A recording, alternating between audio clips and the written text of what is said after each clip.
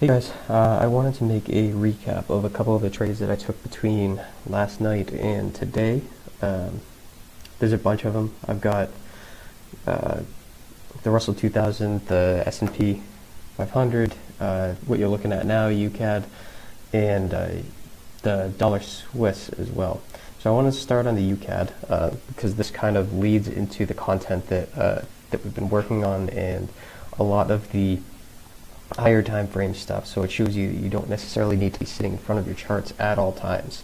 I've already got all this stuff marked up. I'm not going to run through how exactly I marked it up, but you can see that we've got a great demand zone here, a beautiful uptrends that was respected a bunch of times. Kind of made a little bit of a head and shoulders pattern. We've got some nice support slashing right through the middle of that demand zone, and it just so happens to cross beautifully right with the support that we've got identified. So for me, what I was looking for was a test of that with momentum ready to turn over, and right on the 4-hour chart, you see at this point in time at 5 o'clock last night, at that 4-hour candle, we get that beautiful move. So for me, what I grabbed was I took it on spot. So I got a 1.30583 entry. And I also took it on Nadex,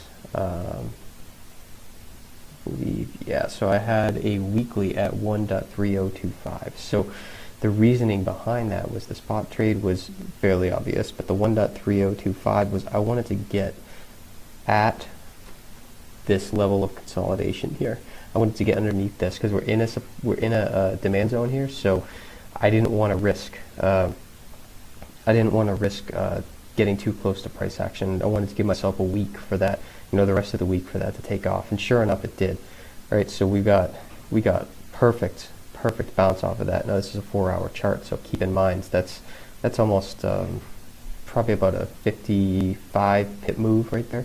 I took my spot position off and my weekly position off. So I took my spot position off at 42 pips, and I took my weekly position off when it hit about 350. We'll get into that dollar Swiss trade in a minute. I also wanted to highlight that off of the same setup, right? We come down to our 15-minute chart. After we topped out and I took my positions off, I was looking for another re-entry. And it fell pretty much straight down to our level here. Now we've got a 61.8 retracement. We've got our demand zone. We've got the 15-minute stock ready to turn over, and we've got our support level just behind it. So I took an at-the-money binary as it touched that demand zone, and it just took off.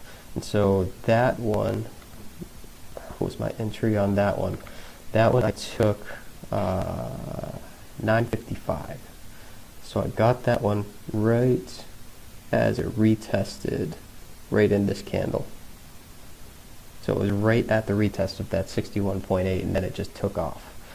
And that one netted just under 730. So far, pretty good morning with those specific trades, right? So we've got great movement off of that demand zone, and that was the main draw for that second at the money trade.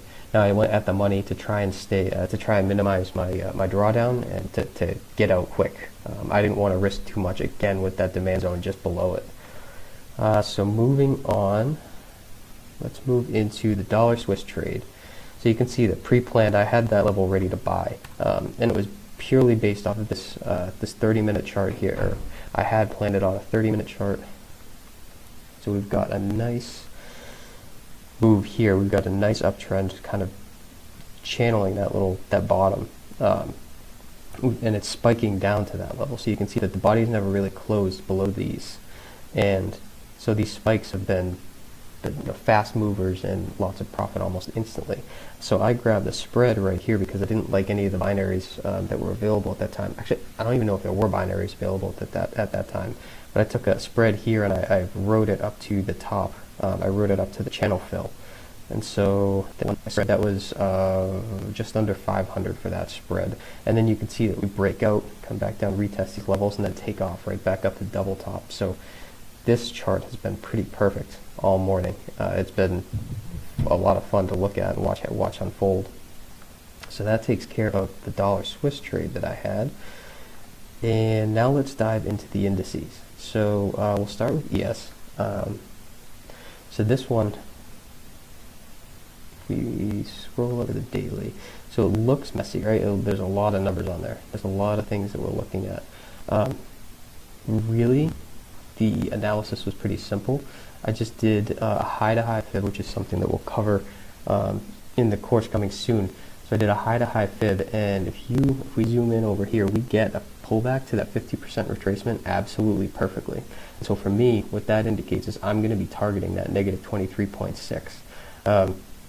Now we also get the same retracement move off of a pure retracement, and then again that negative 23.6 lines up really well, and we've got on the 4 hour, we've got a nice little channel coming across here, or a nice trend line coming across here. So once we test up here, the first time to fail, on this second spike up, when we land somewhere in between these two negative 23.6 levels, as we cross down back into it, I got an entry right around here, and then wrote it down, and I took my profits off at this trend line as we tapped it. So again, this is a 4 hour chart. This is a lot of movement. We've got 8 hours of bears here. More than that, we've got 12 hours of bears. For that one, my entry wasn't quite at the top, as I said, because I got it on the way back in. That one, my entry was 22.97 quarter. I grabbed the wrong screenshot on that one, but I took this one off. It was just around $1,000 for the trade, so 22.97 quarter, so it was like right around here, and then I pulled it down to that trend line there. And now let's do the Russell. So the Russell, we had some great structure on the daily. Let me scroll up a little bit just so that you can see it better. So we had some great structure on the daily, right? We've got this little channel that no candle really closes above.